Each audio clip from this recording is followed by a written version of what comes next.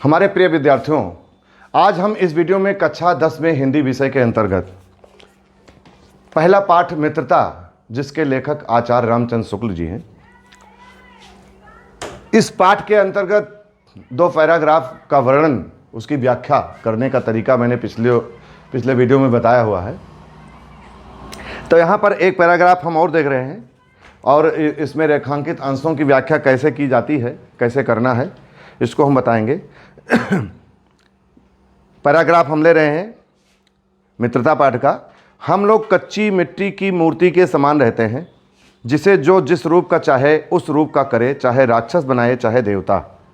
ऐसे लोगों का साथ करना हमारे लिए बुरा है, जो हमसे अधिक दृढ़ संकल्प के हैं, क्योंकि हमें उनकी हर एक बात बिना विरोध के मान लेनी पड़ती है।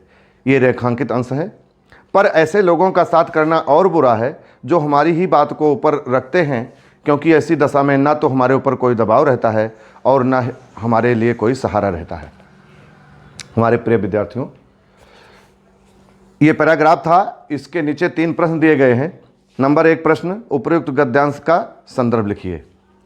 चाहे पाठ का परिचय लिखिए, पाठ का नाम बताइए, लेखक का नाम बताइए। तो इसको संदर्भ के हिसाब से लिखेंगे तो ज़्यादा अच्छा लगेगा। प्रस्तुत गद्यांश हमारी पाठ्य पुस्तक हिंदी के गद्य खंड के मित्रता नामक पाठ से अवतरित है, जिसके लेखक आचार्य रामचंद्र शुक्ल हैं। ये होगा पाठ का परिचय अर्थात संदर्भ। और प्रश्न दूसरा है, रेखांकित अंश की व्याख्या कीजिए। रेखांकित अंश अभी हमने जो पढ़ा है, हम लोग कच्ची मिट्टी की मूर्ति के समान रहते हैं। वास्तव में जिस प्रकार से कच्ची मिट्टी होती है, आप लोगों ने देखा होगा, कुम्हार बर्तन बनाते हैं, कुल्हड़ बनाते हैं, गगरी बनाते हैं, सुराही बनाते हैं कच्ची मिट्टी के द्वारा। तो उसको पानी के द्वारा उसको तैयार करते हैं। उसके बाद में उसका सांचा होता है और उससे बनाते हैं। तो जिस आकार में चाहे उसको उस आकार का चित्र या उस आकार की वस्तु उससे बना सकते हैं कुम्हार लोग। तो उसी प्रकार से मनुष्य का जब ये शिक्षा का समय होता है, किशोरा अवस्था, मतलब 10 वर्ष के बाद और 25 वर्ष के अंदर, किशोरा अवस्था मतलब युवा अवस्था से पहले और बचपन से बाद, तो होता क्या है कि इस समय व्यक्ति की बुद्धि पूर्ण रूप से विकसित नहीं होती है। अगर संगत बुरी मिली तो उसका आचरण गड़बड़ हो सकता है। अच्छे व्यक्ति की संगत प्राप्त हुई तो उसका आचरण सही हो सकता है, क्योंकि जिस प्रकार से कुम्हार मिट्टी के द्वारा अनेक प्रकार, कच्ची मिट्टी के द्वारा अनेक प्रकार के बर्तन बना सकते हैं, उसी प्रकार से बच्चों, विद्यार्थियों का जो जीवन है, ये बहुत ही महत्वपूर्ण और बहुत ही, एक प्रकार से कहिए कि तो एक महत्वपूर्ण, एक विशेष परिस्थिति से होता है। इसका कारण यह है कि इसमें बुद्धि अपूर्ण रहती है। बुद्धि का विकास, मानसिक विकास बहुत ज़्यादा नहीं हुआ होता है। और इस समय में यदि दुष्ट व्यक्तियों की संगत मिल जाए, दुष्ट व्यक्तियों का साथ मिल जाए, तो खतरा होने का भय रहता है, अर्थात बिगड़ सकता है ये व्यक्ति। तो यहाँ पर, और वही बात, एक बात ध्यान से आप लोग देखेंगे, हमारी बात को सुनेंगे। कुम्हार जब मिट्टी से कोई घड़ा बनाता है, जब कच्चा रहता है तो उसको आप बिगाड़ सकते हो अपने आप, उसको आप बदल सकते हो जब चाहो उसको। जैसे मिट्टी कच्ची है, अभी पकाई नहीं गई है, आपने साना, जो चाहो उसको उससे वो बना दो। लेकिन वही मिट्टी का घड़ा जब अग्नि में पक कर मजबूत हो जाता है, तब उसको आप नहीं बदल सकते हैं। आपने मिट्टी को साना पानी से और आपने उसको अनेक बर्तन आप बना सकते हैं, जो उसके बनाने वाले होते हैं, कारीगर, कुम्हार जिसे कहा जाता है। लेकिन वही, मान लीजिए उन्होंने कुल्हड़ बनाया, एक कोई पात्र बनाया उस कच्ची मिट्टी से, लेकिन वही जब अग्नि में पक के तैयार हो गया, तो फिर उसको आप नहीं बदल सकते हैं।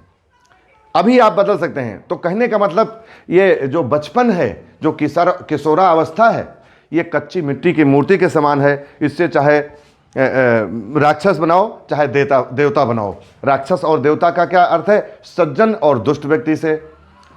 अगर आप अच्छे व्यक्तियों से मित्रता करेंगे, आप सज्जन बन जाएंगे, अच्छे व्यक्ति बन जाएंगे, आपका विकास होगा, आपको सफलता मिलेगी अपने जीवन में।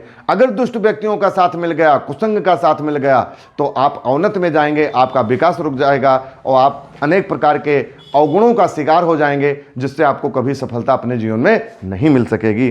तो यहाँ पर हम लिखा है, हम लोग कच्ची मिट्टी की मूर्ति के समान रहते हैं, जिसे जो जिस रूप का चाहे उस रूप का करे, राक्षस बनाए या देवता। ऐसे लोगों का साथ हमारे लिए बुरा है जो हमसे अधिक दृढ़ संकल्प के हैं। दृढ़ संकल्प मतलब जिद हठी।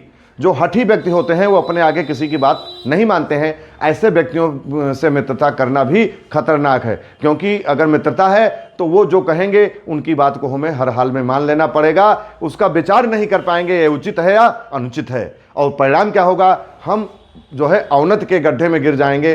हमारा जो विकास है वो रुक जाएगा, हमें सफलता अपने लक्ष्य में नहीं प्राप्त होगी, क्योंकि हम उनके अनुसार चलना शुरू करेंगे। और उनकी बुद्धि अगर गड़बड़ है, अगर वो हठी प्रवृत्ति के हैं, तो उसका परिणाम बुरा ही होगा, खतरनाक ही होगा, क्योंकि उनकी बातों को हमें मानना पड़ेगा, क्योंकि हमने उनको मित्र बनाया हुआ है। और अगर उनकी बातों को मानेंगे तो हम भी हमारा विकास रुक सकता है और हम मतलब अवनति के गड्ढे में गिर सकते हैं, हमारी अवनति हो सकती है।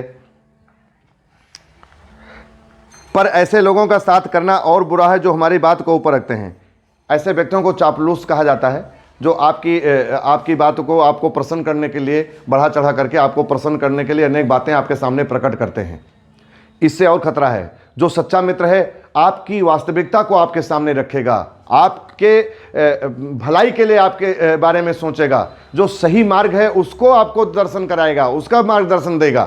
कहने का मतलब सच्चे मित्र का जो लक्षण है वो ये है कि अपने मित्र को हमेशा मार्गदर्शन करे, उसके संकट में, उसकी समस्या में हमेशा साथ दे और सद्मार्ग पर लगाने का प्रयास करे हमेशा।